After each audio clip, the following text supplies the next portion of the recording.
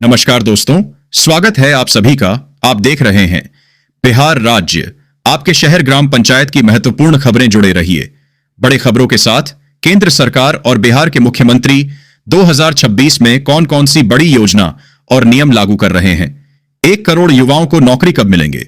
गरीब लोगों को 3.5 लाख का पक्का मकान कब मिलेगा? महिलाओं के बैंक खाते में 2 लाख रुपए कब आएंगे? यह सब योजना और नियम के बारे में एक एक करके विस्तार से। तो दोस्तों, वीडियो को सब्सक्राइब कीजिए, चैनल को एक लाइक कर दीजिए। बिहार में प्रधानमंत्री आवास योजना ग्रामीण के तहत लाभार्थियों के लिए अच्छी खबर है।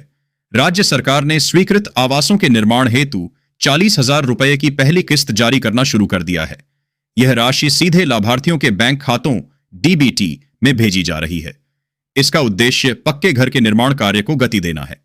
पात्र लाभार्थी आधिकारिक वेबसाइट या अपने पंचायत कार्यालय से स्थिति की जांच कर सकते हैं। पटना में अतिक्रमण के खिलाफ प्रशासन एक बार फिर सख्त रुख अपनाने जा रहा है। डीएम डॉक्टर त्यागराजन एसएम के निर्देश पर बुधवार से विशेष अभियान को तेज किया जाएगा। इसके लिए 1 अप्रैल से 30 अप्रैल तक का विस्तृत कैलेंडर जारी किया गया है, जिसके तहत पूरे महीने अलग अलग इलाकों में कार्रवाई होगी। बिहार में उच्च शिक्षा को गांव-गांव तक पहुंचाने के लिए राज्य सरकार ने बड़ा कदम उठाया है। अब राज्य के 360 प्रखंडों में नए डिग्री कॉलेज खोले जाएंगे। इसको लेकर शिक्षा विभाग ने तैयारी शुरू कर दी है और कोशिश है कि इसी शैक्षणिक सत्र से इन कॉलेजों में पढ़ाई भी शुरू हो जाए। राष्ट्रीय पशुधन मिशन 2026 बकरी पालन के लिए एक शानदार मौका है। इसके तहत 100 से 500 बकरियों की यूनिट हेतु 50 लाख तक का आरण और 50% सब्सिडी मिल रही है। इच्छुक युवा आधार, बैंक खाते और प्रोजेक्ट रिपोर्ट के साथ NLM पोर्टल पर ऑनलाइन आवेदन कर आत्मनिर्भर भारत की दिशा में कदम बढ़ा सकते हैं। 30 मार्च 2026 सोमवार को चैत्र मास का अंतिम प्रदोष व्रत रखा जाएगा। सोमवार के दिन पड़ने के कारण इसे सोम प्रदोष का दुर्लभ संयोग माना गया है। शास्त्रों में सोम प्रदोष को सुख, समृद्धि और मानसिक शांति प्रदान करने वाला सबसे उत्तम व्रत माना गया है। ज्योतिषाचार्य संजीव कुमार मिश्रा जी के अनुसार इस दिन किए गए विशेष उपाय कुंडली के गंभीर से गंभीर ग्रह दोषों को भी शांत कर सकते हैं। बिहार सरकार ने वर्ष 2026 में युवाओं के लिए रोजगार का महाअभियान शुरू करने की व्यापक तैयारी की है। राज्य के विभिन्न विभागों में 1.50 लाख से अधिक रिक्त पदों को भरने के लिए संबंधित आयोगों और विभागों को अधियाचना भेजी जा चुकी है। यह पहल सरकारी नौकरी के अवसरों को बढ़ाने के लक्ष्य का हिस्सा है, जिससे राज्य के लाखों युवाओं को रोजगार के सुलभ अवसर प्राप्त होंगे और विभिन्न विभागों में प्रशासनिक कार्यक्षमता में वृद्धि होगी। जेडीयू कार्यालय के बाहर लगे एक पोस्टर ने बिहार की सियासत गरमा दी है, जिसमें निशांत कुमार को फ्यूचर सीएम ऑफ बिहार बताया गया है। पोस्टर में नीतीश कुमार से पद न छोड़ने की अपील भी है। निशांत को लेकर पार्टी कार्यकर्ताओं में उत्साह दिख रहा है और अनंत सिंह जैसे नेताओं ने भी उनकी तारीफ की है। मार्च 2026 में एलपीजी गैस सिलेंडर सस्ता नहीं हुआ है, बल्कि इस महीने की शुरुआत में कीमतों में वृद्धि हुई थी। पश्चिम एशिया में तनाव के कारण अंतर्राष्ट्रीय ऊर्जा कीमतों में बढ़ोतरी के चलते घरेलू एलपीजी सिलेंडर के दाम 60 रुपए और कमर्शियल सिलेंडर के दाम करीब 144 रुपए बढ़ाए गए थे। तब से अब तक कीमतों में कोई बदलाव नहीं हुआ है। दिल्ली में घरेलू सिलेंडर की कीमत 913 रुपए है। बिहार की राजनीति में नीतीश कुमार के बाद उत्तराधिकारी को लेकर चर्चाएं तेज हैं।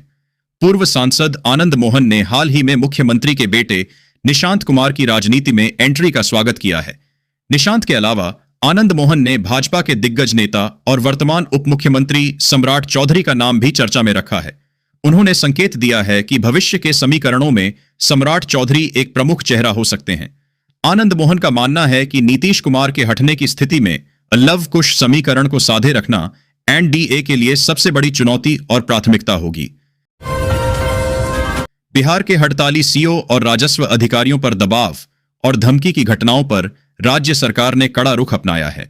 राजस्व एवं भूमि सुधार विभाग ने स्पष्ट कर दिया है कि काम पर लौटे अधिकारियों को धमकाने या बाधा पहुंचाने वाले किसी भी संघ नेता या पदाधिकारी पर सुसंगत धाराओं के तहत प्राथमिकी दर्ज कर कार्रवाई होगी। इस संबंध में विभाग के प्रधान सचिव सीके अनिल ने सभी डीएम को पत्र लिखा है। इसमें निर्देश तत्काल प्राथमिकी दर्ज करने का निर्देश दिया गया है। सरकार ने इसे सेवा नियमों का उल्लंघन सहित आपराधिक कृत्य माना है। मुख्यमंत्री महिला रोजगार योजना के नियमों में बदलाव किया गया है। अब लाभुक महिलाओं को अगली किस्त तभी मिलेगी जब वे पहली मिली राशि से अपना स्वरोजगार शुरू कर चुकी होंगी।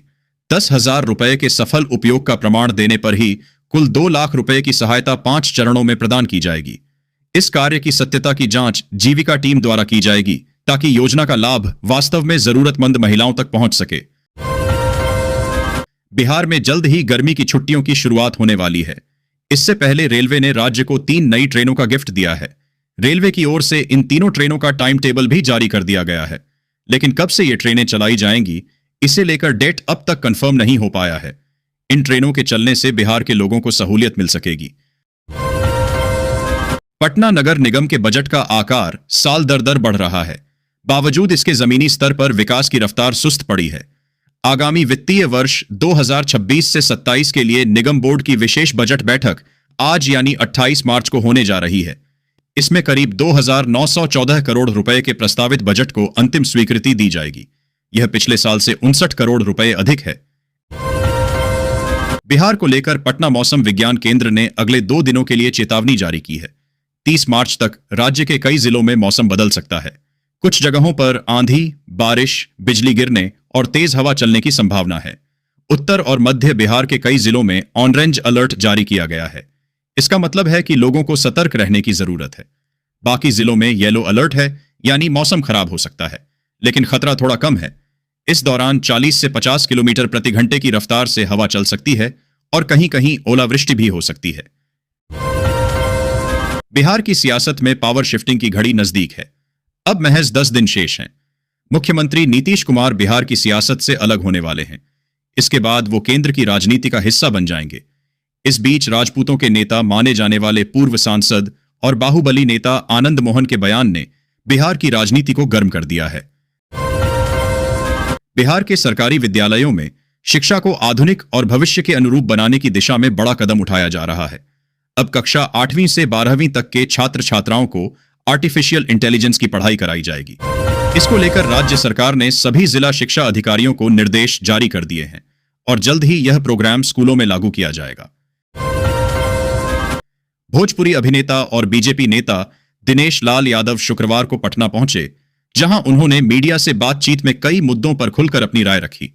इस दौरान उन्होंने खेसारी लाल यादव के हालिया बयान पर तीखी प्रतिक्रिया दी। पवन सिंह को लेकर भी उन्होंने बहुत बद्धी बात कही। बिहार से गुजरात और राजस्थान जाने वाले यात्रियों के लिए रेलवे ने तोहफा दिया है। अब पटना से अहमदाबाद के बीच अमृत भारत एक्सप्रेस पटरी पर दौड़ने के लिए तैयार है। यह ट्रेन विशेष रूप से उन लोगों के लिए डिजाइन की गई है जो कम बजट में यानी स्लीपर और जनरल कोच में आरामदायक सफर करना चाहते हैं। रेलवे ने पहले से चल रही पटना अहमदाबाद क्लोन स्पेशल को ही अब स्थायी रूप से अमृत भारत में बदलने का फैसला किया है। पटना में नशे के खिलाफ पुलिस को बड़ी कामयाबी मिली है। शहर के अलग अलग इलाकों में छापेमारी कर पुलिस ने करीब 25 करोड़ रुपए की ब्राउन शुगर बरामद की है।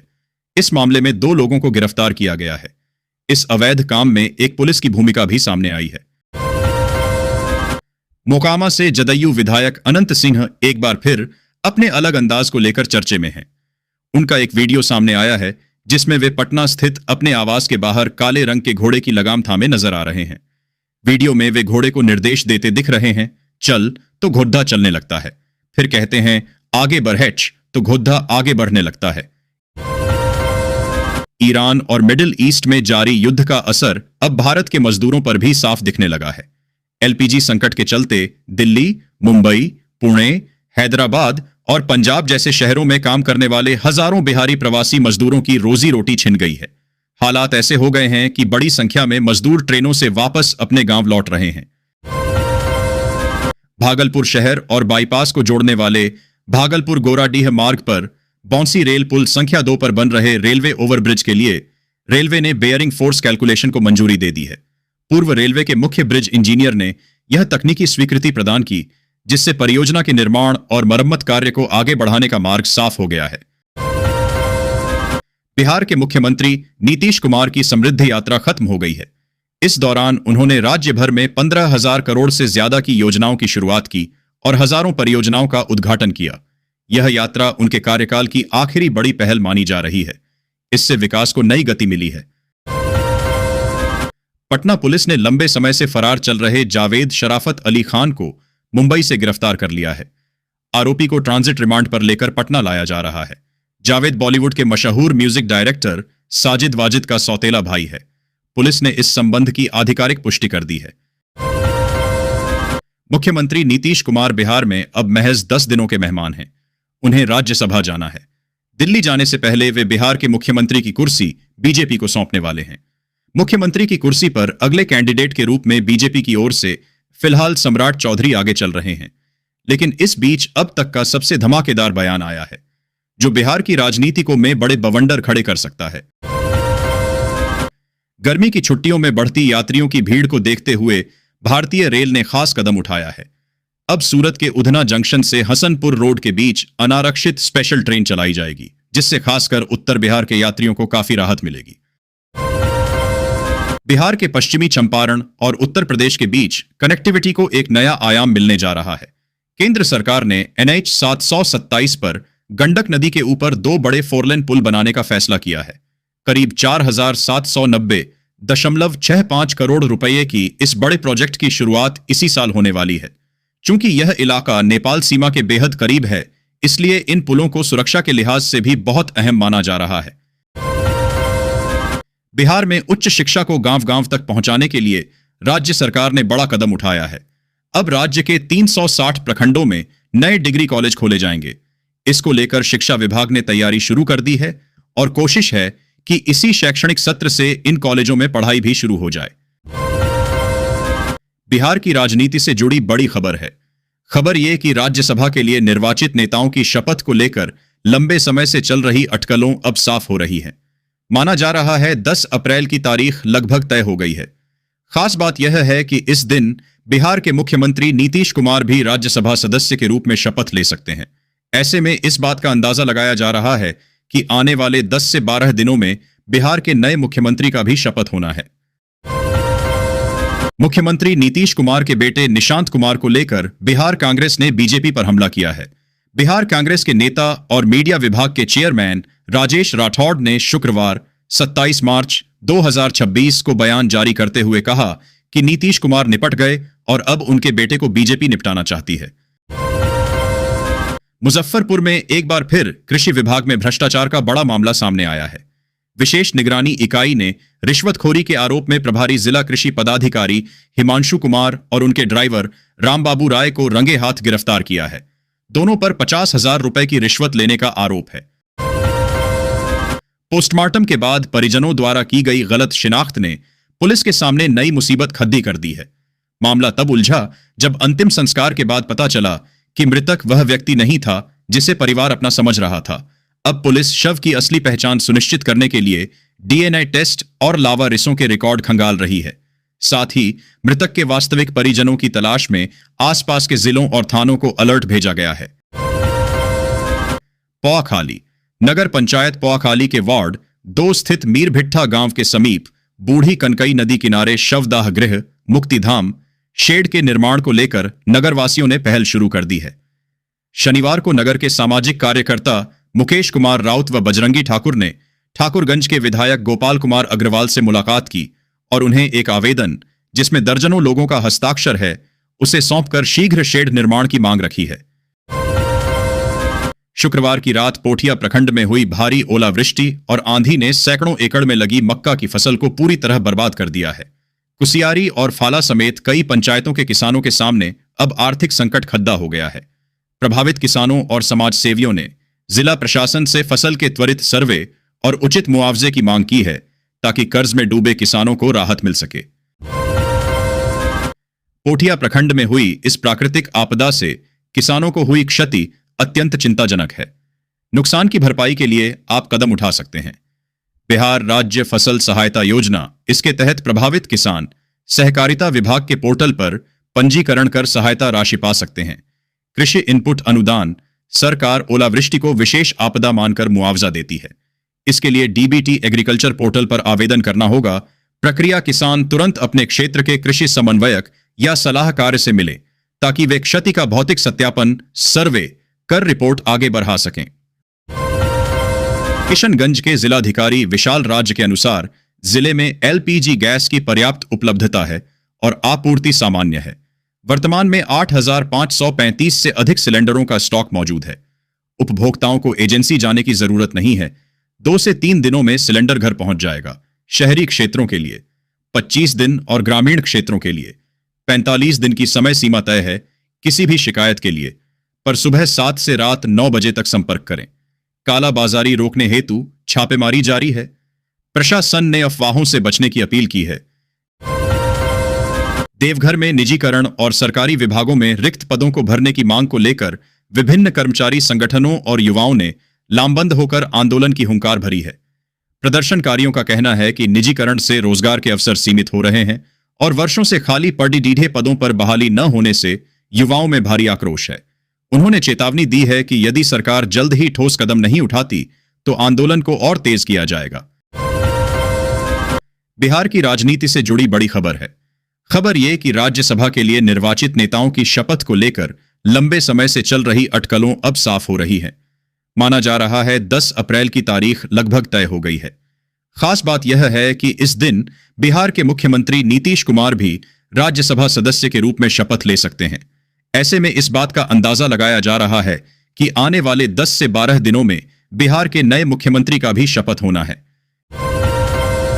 बिहार में अब मंत्रियों, जजों और बड़े अधिकारियों की सवारी पहले से ज्यादा आरामदायक और लग्जरी होने वाली है। राज्य सरकार ने सरकारी गाड़ियों की खरीद की कीमत सीमा बढ़ा दी है। सरकार के इस फैसले से अब अधिकारी महंगी और आधुनिक सुविधाओं वाली गाड़ियां खरीद सकेंगे। समय के साथ गाड़ियों की कीमतें काफी बढ़ गई हैं। इसी को ध्यान में रखते हुए सरकार ने पुरानी सीमा को अपडेट किया है। पहले जहां मंत्रियों के लिए अधिकतम 30 लाख रुपए तक की गाड़ी खरीदने की अनुमति थी, अब इसे बढ़ाकर 37 लाख रुपए कर दिया गया है। इसी तरह दूसरे अधिकारियों की सीमा में भी बढ़ोतरी की गई है। पश्चिम बंगाल विधानसभा चुनाव के रण में मुख्यमंत्री ममता बनर्जी ने शनिवार को भाजपा के खिलाफ अब तक का सबसे कड़ीडीढ़ा रुख अख्तियार किया। कोयलांचल के केंद्र रानीगंज में एक विशाल चुनावी जनसभा को संबोधित करते हुए ममता बनर्जी ने न केवल केंद्र सरकार पर हमला बोला, बल्कि भविष्य की रणनीति का भी संकेत दे दिया। उन्होंने ऐलान किया कि बंगाल में चौथी बार जीत दर्ज करने के बाद वह भाजपा को केंद्र की सत्ता से बेदखल करने के लिए देश भर के विपक्षी दलों को एकजुट कर दिल्ली विजय की शुरुआत करेंगी। पश्चिम बंगाल विधानसभा चुनाव 2026 का घमासान अब आरोप पत्र बनाम आरोप पत्र की जंग में तब्दील हो गया है। शनिवार को केंद्रीय गृह मंत्री अमित शाह ने ममता बनर्जी की तृणमूल कांग्रेस सरकार के खिलाफ 40 पन्नों की चार्जशीट जारी की। इसके कुछ ही घंटों बाद तृणमूल कांग्रेस ने भी अपना जवाबी दस्तावेज पेश कर दिया। टीएमसी ने न केवल अमित शाह के आरोपों को खारिज किया, बल्कि भाजपा शासित राज्यों में महिलाओं की सुरक्षा और मणिपुर हिंसा जैसे मुद्दों पर केंद्र सरकार को कटघरे में खड़ा किया। बंगाल विधानसभा चुनाव के लिए कांग्रेस पार्टी अपने उम्मीदवारों की पहली लिस्ट कभी भी जारी कर सकती है। दिल्ली में कांग्रेस केंद्रीय कमेटी की बैठक में 286 उम्मीदवारों के नामों पर मुहर लग चुकी है। 8 उम्मीदवार अभी तय नहीं हुए हैं। पार्टी की पहली लिस्ट शनिवार देर रात या रविवार को जारी हो सकती है। भैंस पालन आज किसानों के लिए एक मुनाफे का सौदा साबित हो रहा है। उन्नत नस्ल की भैंसों के जरिए किसान प्रतिदिन 1,200 रुपए तक का दूध बेचकर लाखों की सालाना कमाई कर रहे हैं। पशुपालन को बढ़ावा देने के लिए सरकार भी सक्रिय है और इस व्यवसाय को शुरू करने हेतु 25% तक की सब्सिडी प्रदान करती है। सही प्रबंधन और सरकारी मदद से यह स्वरोजगार का बेहतरीन जरिया बन गया है। आईपीएल 2026 का पहला मैच आरसीबी और सनराइजर्स हैदराबाद के बीच खेला जा रहा है। इस मैच में जैकब डफी ने T20 वर्ल्ड कप फाइनल का हिसाब बराबर कर लिया है। उन्होंने युवा बैटर अभिषेक शर्मा को सिर्फ 7 रन पर आउट कर दिया। वर्ल्ड कप फाइनल में अभिषेक ने डफी पर खूब रन बनाए थे। ईरान इजरायल संघर्ष और हॉर्मुज स्ट्रेट में बढ़ते तनाव के बीच भारत ने अपनी ऊर्जा सुरक्षा के लिए पुख्ता रणनीति अपनाई है। खाड़ी देशों पर निर्भरता कम करने के लिए भारत अब रूस और अर्जेंटीना जैसे देशों से हाथ मिला रहा है। रूस के साथ एलएनजी और एलपीजी आपूर्ति बढ़ाने पर हुई बातचीत यह सुनिश्चित करेगी कि वैश्विक संकट के बावजूद देश में ईंधन की किल्लत न हो।